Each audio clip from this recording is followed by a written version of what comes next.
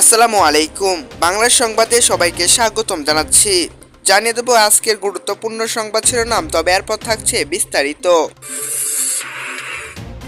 বিশেষ প্রতিবেদন থাকছে, গুলি করি মরে একটা আহত হয় একটা, বাকিটা যায় না স্যার। সাবেক আইনমন্ত্রী আনিসুর হক ও উপদেষ্টা সালমান গ্রেপ্তার। সাবেক ডাক টেলিযোগ প্রতিমন্ত্রী পলক ও তার স্ত্রী সকল ব্যাংকের হিসাব জব্দ।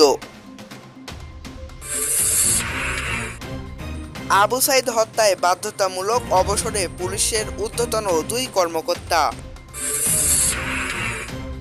খালেদা জিয়ার নিরাপত্তায় পুলিশ মোতায়েনের নির্দেশ। প্রধান উপদেষ্টার কাছে গুমের সঙ্গে জড়িতদের বিচার দাবি। 15 আগস্ট প্রচুর পরিমাণ পুলিশ মোতায়েন থাকবে বলেও জানিয়েছে রাষ্ট্র উপদেষ্টা। এবার থাকছে বিস্তারিত।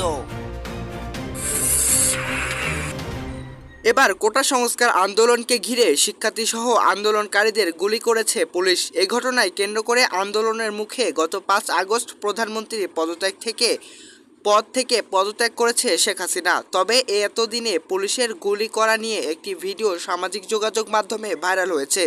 এই ভিডিওতে দেখা যায় পুলিশের গুলিতে বিষয়টি সাবেক স্বরাষ্ট্রমন্ত্রী মোহাম্মদ আসাদুজ্জামান খান কামালকে জানিয়েছিলেন ঢাকা মেট্রোপলিটন পুলিশের ডিএমপি এর সদস্য।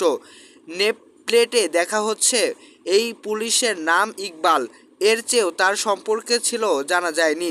এ সময় যেখানে সাবেক আইজিপি চৌধুরী মোহাম্মদ আল মামুন উপস্থিত ছিলেন, এই পুলিশ সদস্যর হাতে মোবাইলে একটি ভিডিও বার্তা চলছিল।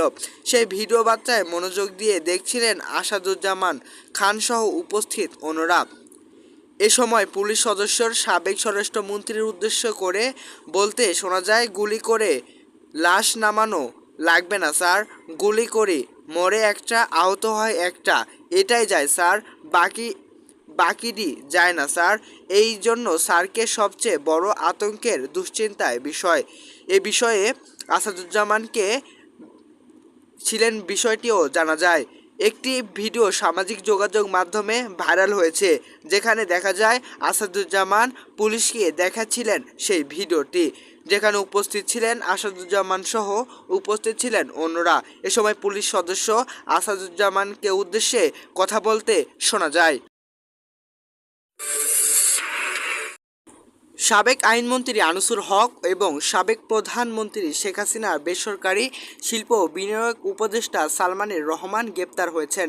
ঢাকা মহানগর police DMP commissioner Mainul Hasan মঙ্গলবার সন্ধ্যার পর প্রথম আলোকে জানান, রাজধানীর নিউ মার্কেট থানায় একটি মামলায় এই দুজনকে গ্রেপ্তার করা হয়। পুলিশ সূত্রে জানা গেছে, কোটা সংস্কার দাবিতে বৈষম্য বিরোধী ছাত্র আন্দোলনের কর্মসূচি চলাকালে গত 16 জুলাই ঢাকা কলেজের সামনে সংঘর্ষে দুইজন নিহত হন।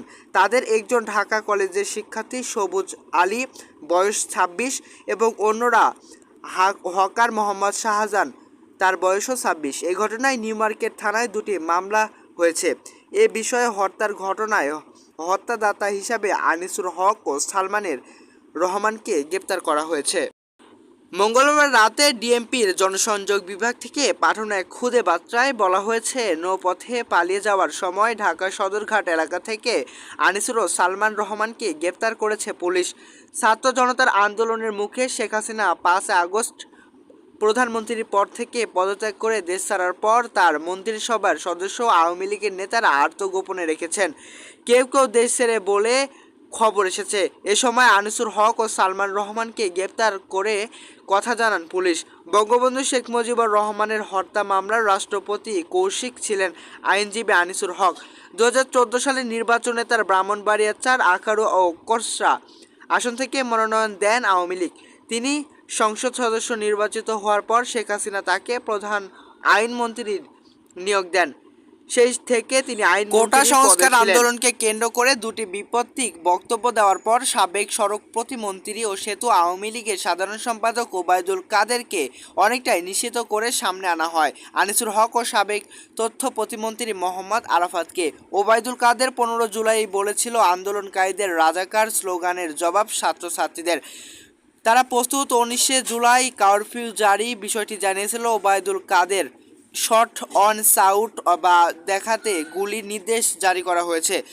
20 জুলাই কোটা সংস্কার আন্দোলনের অন্যতম দুই সমন্বয়ক শারজিন আলম ও হাসান আবদুল্লাহ সমন্বয়ে রাষ্ট্র অতিথি ভবন পদ্মা সাবেক আইনমন্ত্রী আনিসুর হক, সাবেক শিক্ষামন্ত্রী মহিউদ্দিন চৌধুরী, সাবেক তথ্য সম্প্রসারণ প্রতিমন্ত্রী মোহাম্মদ আলী আরাফাতকে কাছে দাবি তুলে ধরেন। সাবেক ডাক টেলিযোগ প্রতিমন্ত্রী জুনায়েদ আহমেদ পলক ও তার স্ত্রী আরিফা জেসমিন ব্যাংক হিসাবে জব্দ করার আর্থিক গোয়েন্দা সংস্থা বাংলাদেশের ফাইন্যান্সিয়াল ইনস্টিটিউট ইউনিট এর সঙ্গে তাদের পরিবার এবং মালিকানাধীন ব্যাংকের প্রতিষ্ঠানের অ্যাকাউন্ট জব্দের তালিকা থাকবে বলেও জানিয়েছে বিএফআইইউ। গতকাল বিএফআইইউর পক্ষ থেকে ব্যাংক আর্থিক প্রতিষ্ঠানের পাঠানো চিঠিতে বলা হয়েছে, জুনায়েদ আহমেদ পলক, তার স্ত্রী আরিফা জেসমিন এবং পরিবারের সদস্য ব্যক্তিগত ব্যবসায়িক ব্যাংক প্রতিষ্ঠান বন্ধের নির্দেশ দেওয়া হয়েছে বলেও জানা যায়। রংপুরের বেগম রোকেয়া বিশ্ববিদ্যালয় শিক্ষার্থী আবু সাইদ হত্যার ঘটনায় এই সকল দায়িত্ব থাকা রংপুরের ঊর্ধ্বতন দুই পুলিশ কর্মকর্তাকে বাধ্যতামূলক অবসরে পাঠানো হয়েছে। এই দুই কর্মকর্তা হলেন Rangpur metropolitan police commissioner Mohammad Moniruzzaman এবং রংপুর রেইড উপমহাসচিব মোহাম্মদ আব্দুল বাতেন। আজ মঙ্গলবার রাষ্ট্রীয় মন্ত্রণালয়ের পৃথক দুটি প্রজ্ঞাপনে এই কর্মকর্তাকে বাধ্যতামূলক অবসরে পাঠানো হয় বলেও জানানো হয়। রাষ্ট্রপতি আদেশক্রমে মন্ত্রণালয়ের জারি করা বিভাগের পুলিশ শাখা এক সচিব জাহাঙ্গীর আলম প্রজ্ঞাপন দুটি স্বাক্ষর করেছেন। এ সময় আরও জানা যায়, রংপুর মেট্রোপলিটন পুলিশ কমিশনার অবসরে পাঠানো প্রজ্ঞাপনে বলা হয়েছে, বিএস পুলিশ ক্যাডারের সদস্য রংপুর ও মেট্রোপলিটন পুলিশের কমিশনার মোহাম্মদ মনিরুজ্জামান সরকারি চাকরি আইন 2018 সালের 57 নং আইন এর 45 ধারার বিধান অনুযায়ী জনস্বার্থে সরকারি চাকরি থেকে অবসর প্রদান করা হলো। জনস্বার্থে এই আদেশ অবলম্বনে কার্যকর করা হবে। আর রংপুর বেঞ্চের বিআইজি মোহাম্মদ আব্দুল বাতেন 2018 সাল 57 আইন নং 45 ধারা বিধান অনুযায়ী জনস্বার্থে সরকারি চাকরি থেকে অবসর প্রদান করা হবে বলে প্রজ্ঞাপনে উল্লেখ করা হয়। সরকারি চাকরিতে কোটা সংস্কার দাবি আন্দোলনে যখন সারা দেশ ছড়িয়ে পড়েছিল, সে সময় গত 16 জুলাই দুপুর বেগম রোকেয়া বিশ্ববিদ্যালয়ের সামনে পার্ক মোড়ে গুলিবিদ্ধ হন আবু সাইদ। 22 বছর বয়সী আবু সাইদ বেগম রোকেয়া বিশ্ববিদ্যালয়ের ইংরেজি বিভাগের 12তম ব্যাচের শিক্ষার্থী ছিলেন। তিনি বিশ্ববিদ্যালয়ের কোটা সংস্কারের আন্দোলনের অন্যতম একজন সমন্বয়ক ছিলেন। এ সময় পুলিশ তাকে সরাসরি গুলি চালিয়ে দেন। এ সময় জানা যায় যে তার পরিবারে বেগম রোকেয়া বিশ্ববিদ্যালয়ের সামনে গুলিবিদ্ধ হয় আবু সাইদ। বিএনপি চেয়ারপারসন ও সাবেক প্রধানমন্ত্রী বেগম খালেদা জিয়ার নিরাপত্তায় পুলিশ এক্সপার্ট দেওয়ার নির্দেশ দিয়েছে অন্তর্বর্তীকালীন সরকার স্বরাষ্ট্র মন্ত্রণালয়। গতকাল বিকেলে বিএনপি চেয়ারপারসন একান্ত সচিব এম আব্দুল সাত্তার বিষয়টি নিশ্চিত করেছেন। এর আগে খালেদা জিয়াকে গুলশানে বাসভবনে, ফিরোজ ও হাসপাতালের চলাচলের সময় নিরাপত্তা পুলিশের চেয়ে সংশ্লিষ্ট দুটি দপ্তরে চিঠি দিয়েছিল বিএনপি। জারিগত সচিবালয়ে গতকাল পুলিশ ও কর্মকর্তা মহাদর্শনে গতকাল বুধবার চিঠিতে দুটি পাঠানো হয়।